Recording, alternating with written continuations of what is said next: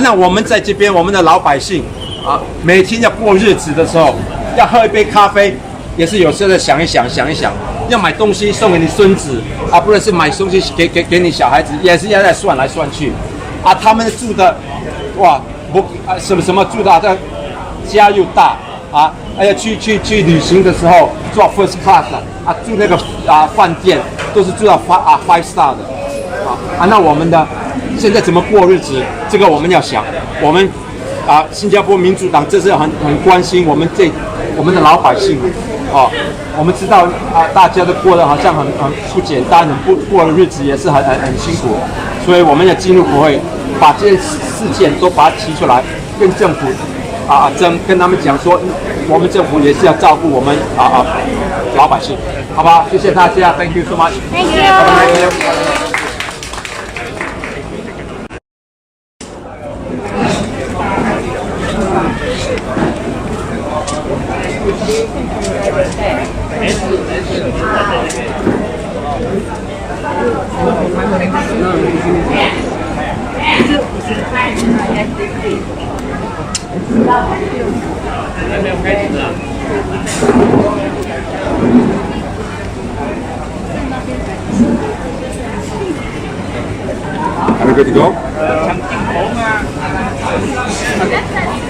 All right. As before, we're just very focused on bread and butter issues. This is the heartlands of Singapore.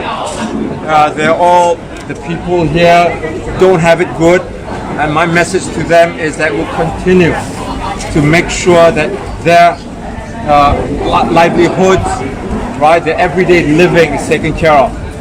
Bukit Batok has a lot of elderly residents, retired, and where is the income? When you ask them, CPF doesn't quite pay it, and their money is all locked up in the HDB flats. They've been paying out, and now what they say is they're asset rich, cash poor. But that's not even true nowadays, because your 99-year lease brings your HDB flats, the prices of HDB flats down. I was just talking to two gentlemen over there.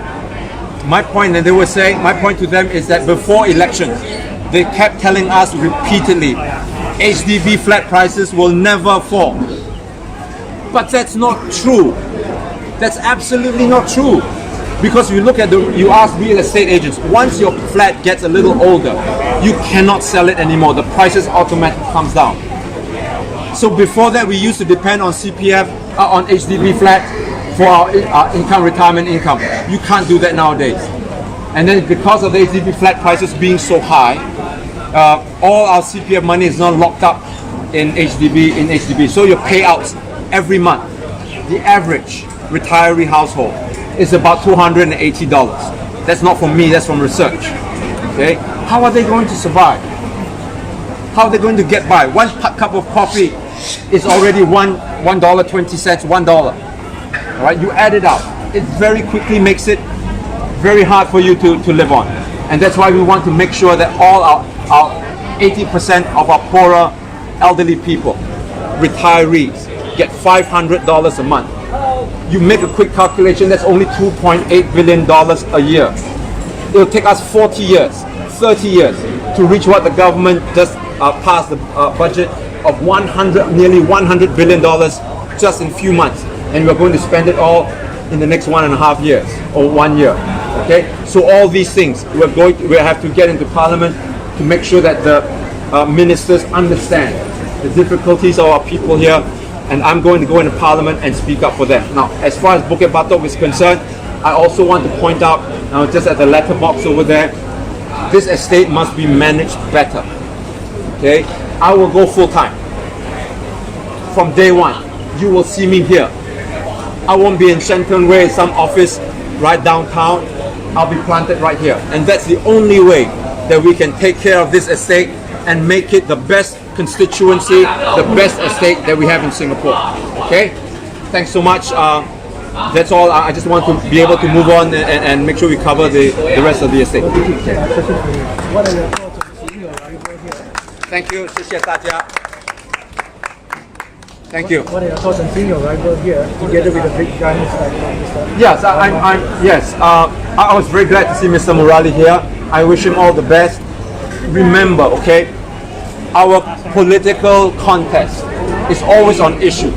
We never do personal attack. Unlike the PAP, they keep attacking me on a personal basis. When you attack me and say all these things, how do you help everybody here? Right? How are your issues that they're concerned with? How does it get better? So I want to tell Mr. Murali and I want to tell Mr. Tharman, who was here, to focus on the issues. Now, I met Mr. Tharman earlier on, and I asked him, and he says, "Oh, we're all Jurong." No, we're not. We're Bukit Batok. Jurong is Jurong. Jurong is on the other side. I don't want Bukit Batok to be the little tail of Jurong. That's not who we are. All right. And the resources that come in here, we want to be the head and not the tail all the time. So my message, and I'm not sure why Mr. Tharman is here. This is a contest between Mr. Murali and I, and I want to tell Mr. Tharman that this is Bukit Batok, and we are going to make Batokians the proudest Singaporeans here in the West. You mentioned that representation in Parliament is important. If you were offered an NCNP seat, would you take it? Look, we are 5 days into polling. We haven't even come to polling day yet. We'll cross the bridge when it comes. I'm serious. I've not paid attention to this whole issue at all. My mind is just focused on getting my message out to our Singaporeans here who don't have a voice. We need a voice in Parliament, and I just want to tell them I will be their voice. Dr. Chee, what about for Bukit Batok residents in particular? In the constituency broadcast, right, we laid out a 100-day plan as well as various other policies that you need to put in place. What, besides you being a full-time MP, what are the other key differences? Does this Murali also have a helping hands fund? Sure. I've already said. Now, and this I'm on record, okay? I will use a portion of my MP allowance. And an MP allowance takes $16,000 a month. You cannot take $16,000 a month and do the work part-time. That is not right. Not only will I work full-time, I've already told Batokians, Bukit Batok residents here, I will use my MP allowance, part of my MP allowance, to make sure we fund, all right, build up a trust fund so that we can take care of the lower income households. I know, Block 2108, it's rental flats, lower income. Across the street, you have Skype. The two communities are not communicating, right? You have one household that's better off. We must be able to help each other. As MP, that's your job, bringing the community together. And that's what I'll do. And as I said, we're going to reach out and build up a trust fund that we can start this whole process of making sure all Bukit Batok people, and then in time to come, all Singaporeans, we must move up. If we are going to progress, we must progress together. We cannot leave people behind. And I know very many older folks, they're just still pushing and cardboards, and they cannot make ends meet. Go down and visit some of them, and you'll see it. If we are going to progress, we must progress with compassion, with a heart, and that's what we're going to push forward as we go along. Sorry, right? Dr. Chee, will Dr. Paul be going full-time as well as an MP? Will Dr. Paul be full-time as an MP as well? This is something which we are still considering working on. When I talked with him before that, he's got a sabbatical coming up. The whole thing is not just only be full-time. You've got to have your mind here, right? And even if you're full-time and just taking the day off, the year off, it's not going to do anything. But we're going to have this big conversation, and let's get to the polls on Friday. After Friday, we'll have this conversation. I have no idea. That one you've got to ask. Can you tell us, what portion of the MP allowance you're ready to commit? Well, we've said 50% of the MP allowance goes to making sure that whatever projects we want to take care of, and then our party will take care of. And that's the pledge that I've put in. That's something we're going to take very seriously. Can you also comment on Mr. Tan Chun Sing's criticism about opposition parties' post-COVID plan or like thereof? No, the post-COVID plan is something which we are very concerned about because there's going to be retrenchment. and there's going to be, and retrenchments will come if businesses fail. Businesses fail because people are not buying things, are not spending. Correct? Right? What we want to do is make sure we put money into the pockets of our Singaporeans. And with that money through, whether if you're retrenched, we want to make sure that you continue getting some payouts so that even as your income stops, your bills don't stop. You still have to pay your HDB loan, you still have to pay your water bills. If you have children, your children still need to go to school, they still need to eat. Money, income cannot stop. Government helps them temporarily. When you have that kind of support, you go out and you continue to spend. That helps your businesses, and when businesses thrive, at least they survive, you don't get retrenchments. Also, as I said, elderly, when they come up, they're not going to just pay the money and go on a holiday, they're going to come here and have coffee. These shops behind you, they're going to benefit. So these are the things post-COVID. We need to tell the government, we need to stop increasing the cost of living for Singaporeans. Otherwise, I can tell you, they're going to suffer. So I don't know what Mr. Chan Chun Sing is talking about, but this is what our plan is, and going forward, we've got to help Singaporeans. Dr. Chee, the ambitious 100-day plan for Bukit Batok. How are you going to deliver? Do you have a team already set up? Who are you Yes, I mean, we've got people earmarked on day one. We've got advisors, we've got planners, and 100 days may not sound very long, but it's a lot of time for you to get organized, for you to employ your professionals, and make sure we hit the ground running as far as the running of town council is concerned. We will post everything up. I give you my word right now. Okay, we will post everything online on our Facebook, how the finances are handed over, what our plans are. We will make a 12-month program, the interim report, everything will be online. Okay, this much I pledge to you. We will run this town council in the most transparent manner, and not only that, on a regular basis, we will go back to the people. They will be involved in the running of town council, because this town council doesn't belong to me, it doesn't belong to SDP, it belongs to each and every Batokian here in Bukit Batok. So we're going to push for it, and we're going to make sure that everything works. Have confidence, my friends, have confidence in all of us, and we're going to run this estate and make it the shining star in Singapore. Thank you, everybody. Dr. Chee, last question.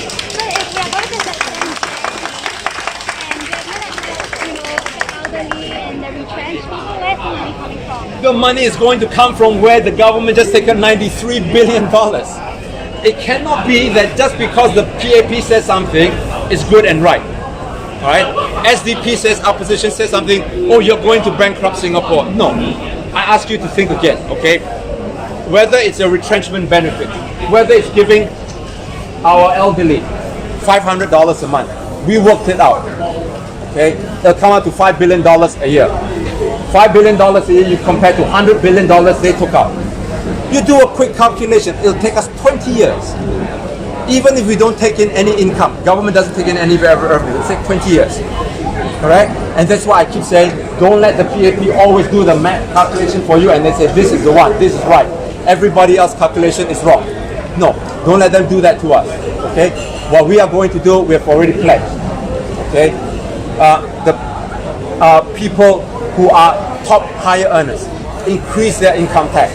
Don't keep taxing all of us to us.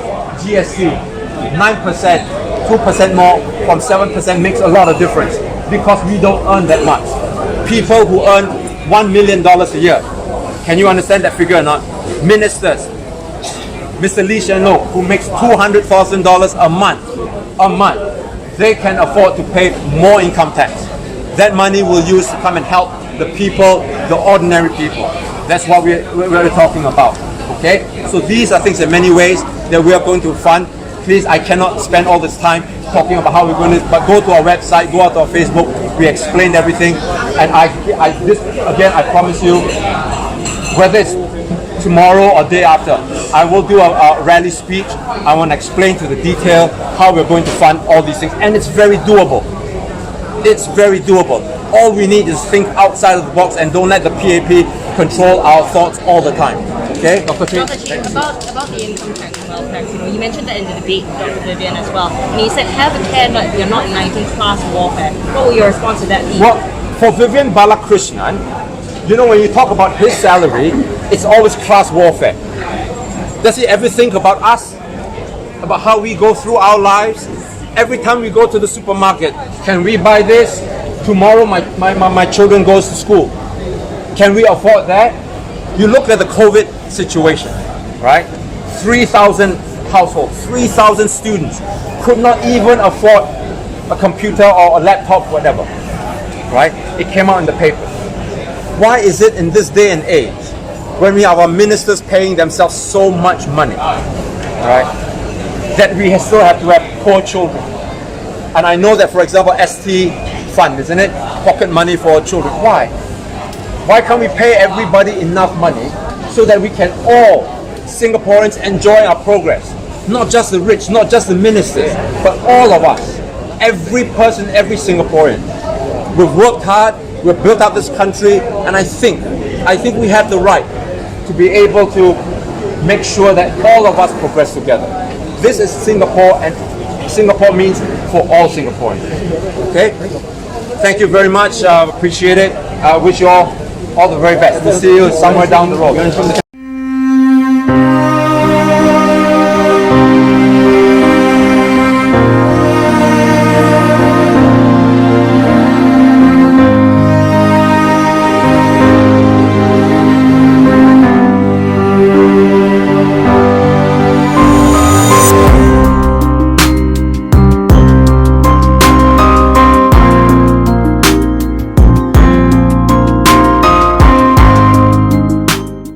We will not leave anyone behind.